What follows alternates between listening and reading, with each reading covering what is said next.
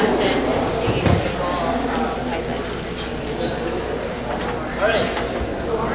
two on each side.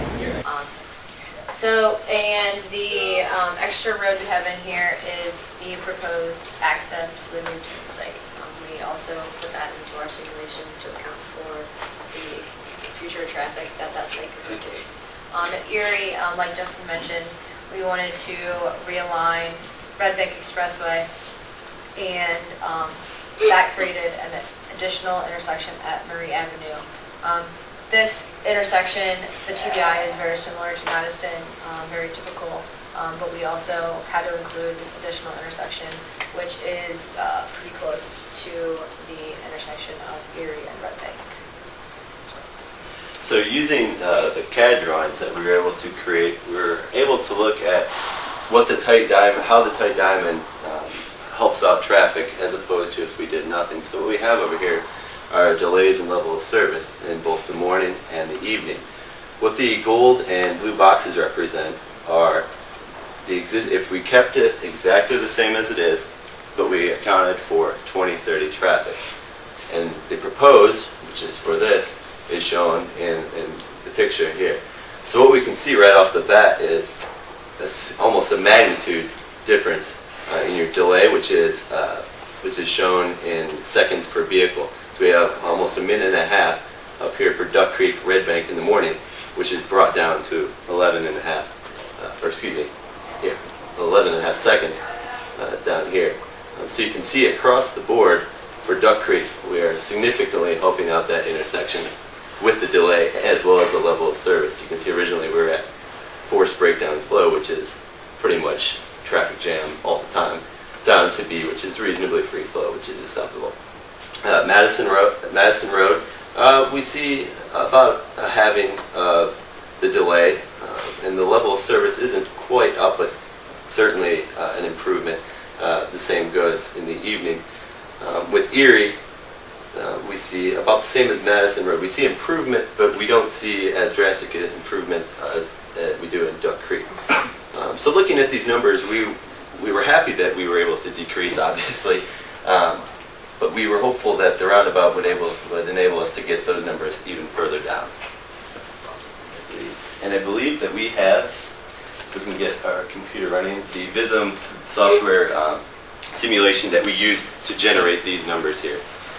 And maybe if we can get those, yeah.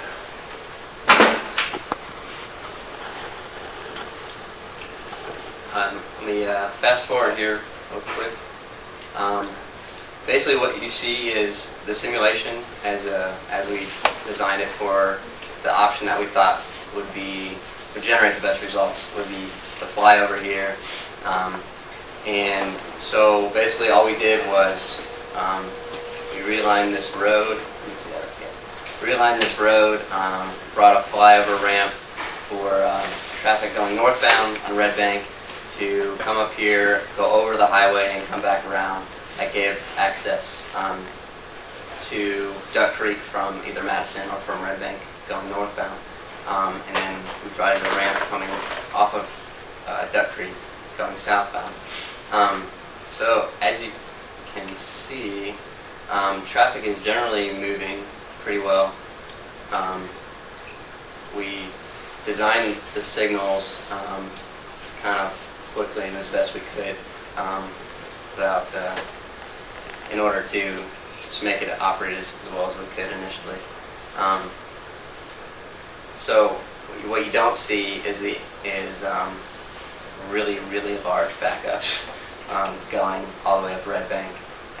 In a second I'll compare this with the existing route. So this is, we have TDIs that go, traditional TDIs at two places, at Erie and as well as Madison. And they all seem to be working pretty well. We realigned this road. This is Murray, and this is Old Red Bank. So it creates a series of four coordinated signalized intersections. But the traffic generally in the area allows it to pretty much work.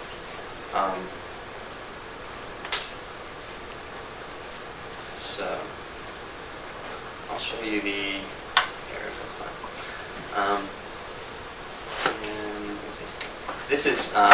this will be a simulation of the existing roadways with projected future traffic. So with doing no build, changing nothing, and then just adding, projecting traffic into the future. So we give this a minute to catch up.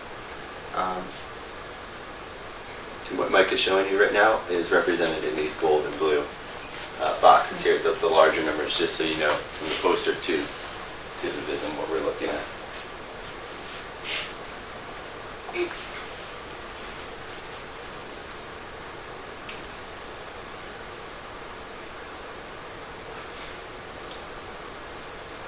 So there's some backup that starts here initially. It starts to build up as we go on with the simulation hour.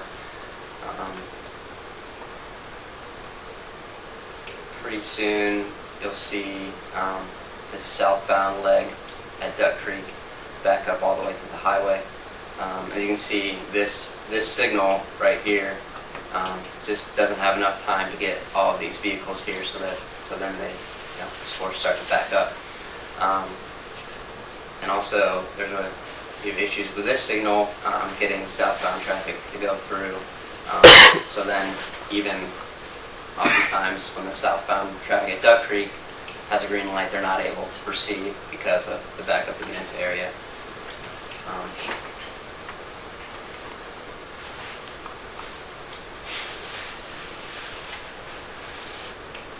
You can see it's starting to back up pretty significantly. At the bottom of the network,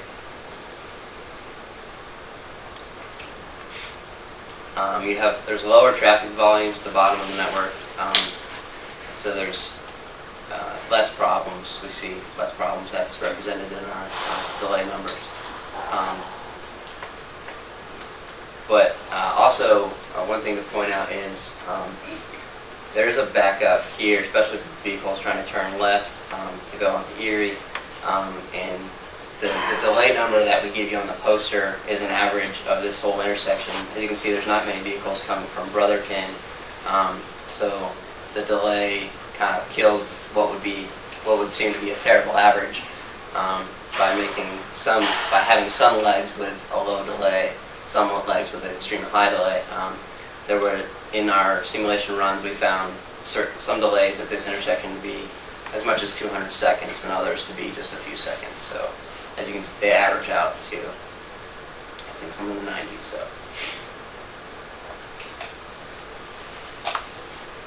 So back up here in the north, you can see the traffic is now backed up all the way to the interstate. So it's just kind of typical conditions that we see running these simulations.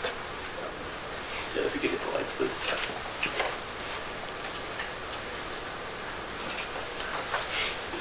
Okay.